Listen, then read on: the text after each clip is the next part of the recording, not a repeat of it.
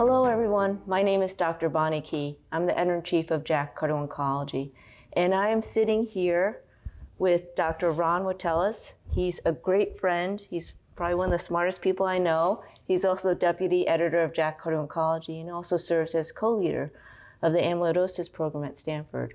We are here at the ACC Advancing the Cardiovascular Care of the Oncology Patient. Ron just gave a phenomenal lecture, rated thumbs up by all. And we just want to talk, Ron, about what do you think are the top 5 takeaways? What do you want everyone to know about your lecture?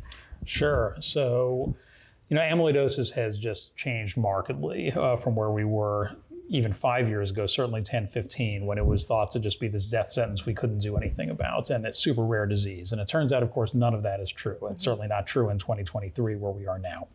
So first off, the prevalence. Turns out that transthyretin amyloidosis in particular is not rare, it's downright common when you get into older populations. There's 2 main forms of the disease we think about, the wild type and the variant or hereditary form. The wild type's far more common, and if you start screening older people with thick hearts, you will find a lot of transthyretin amyloid. The variant form of the disease is less common, but in the United States, particularly in individuals of African descent, you will find quite a bit of it because of a specific mutation called V122I, which over 3% of individuals of African descent carry. So that is a reasonably common disease.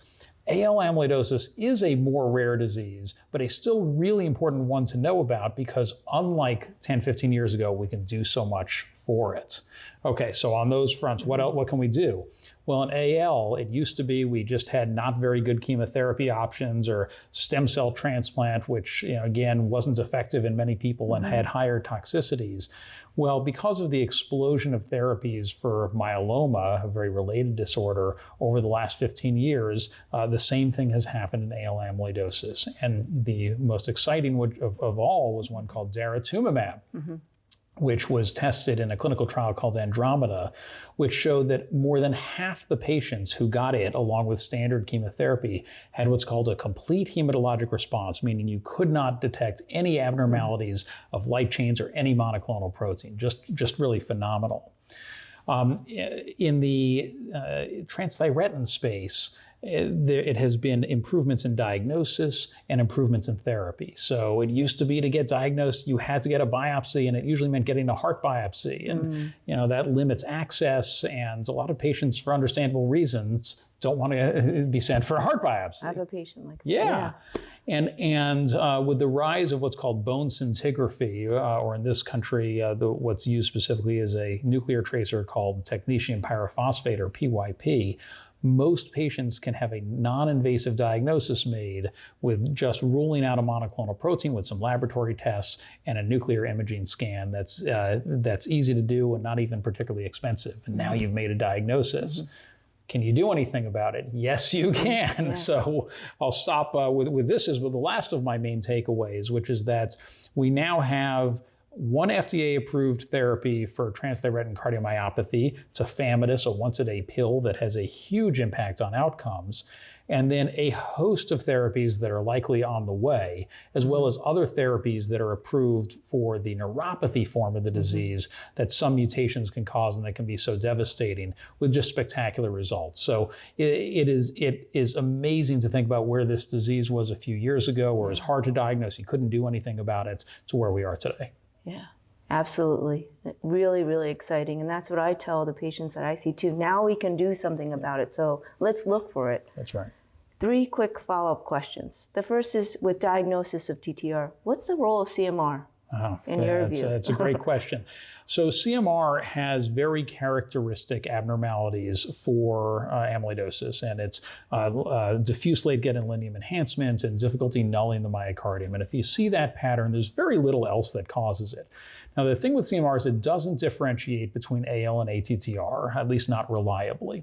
And you don't have the same level of evidence as you have with bone scintigraphy for flat out using it to make a non-invasive diagnosis. So where can it be helpful? A couple ways. One is actually just published, was a manuscript largely out of Europe that was looking at over 3,000 patients who were undergoing a screening protocol. And in their protocol, they said, look, if you don't have uptake on a bone scintigraphy scan and you do have a monoclonal protein, then you could do a CMR. And if that's positive, you can just assume it's AL amyloidosis. Now, I would say that's not quite accepted yet, but it makes sense and it may get there.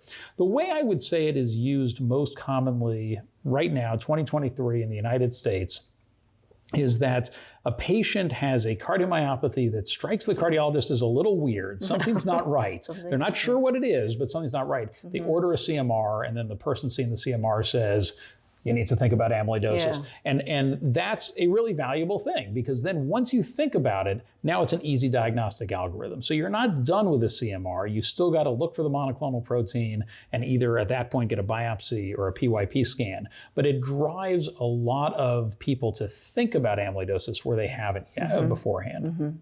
Excellent, excellent teaching pearls and clinical points for our community. Tell us, what you think is one of the most exciting new potential therapies in TTR?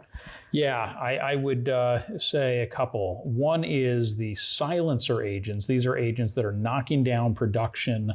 They are approved for the ATTR polyneuropathy, where they just cause massive improvements in outcomes.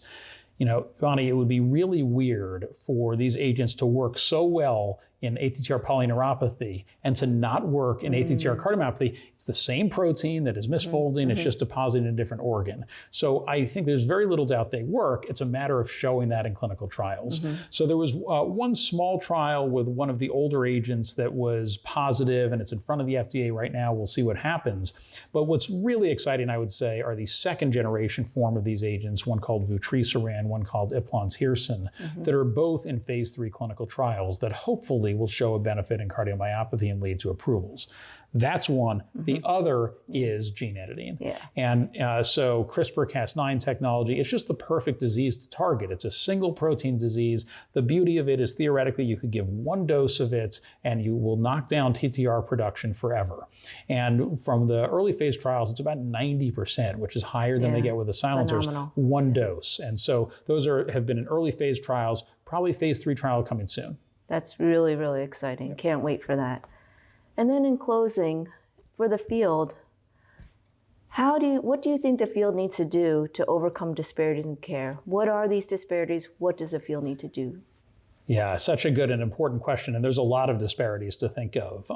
We can start on racial ethnic disparities, and really great work by my colleague at Stanford, Kevin Alexander, who published an article a couple of years ago where he was looking at mortality rates on death certificates. No surprise, the highest, the group who had the highest rate of diagnoses were Black men, and this is because they are at higher risk for both ATTR amyloidosis because of the V122I mutation, and actually also at higher risk of plasma cell dyscrasias. But there was tremendous geographic variability, and the areas of the country with the highest percentage Black population, namely the southern US, had the lowest rates of diagnoses. And the diagnoses were all clustered around amyloid centers. And so there's real geographic disparities that also clearly interact with racial and ethnic disparities. And that's to getting diagnosed. And if you don't get diagnosed, you're never going to get treated. Other problems, there are the costs of the agents are a real problem and lead to potential socioeconomic disparities, because even for people who have insurance coverage, the out-of-pocket costs can really be enormous. And so that's a second issue. And lastly, I'll say worldwide, there's real problems. Just again, disparities of knowledge of looking for the disease, being able to have access to nuclear scintigraphy to look for it, et cetera.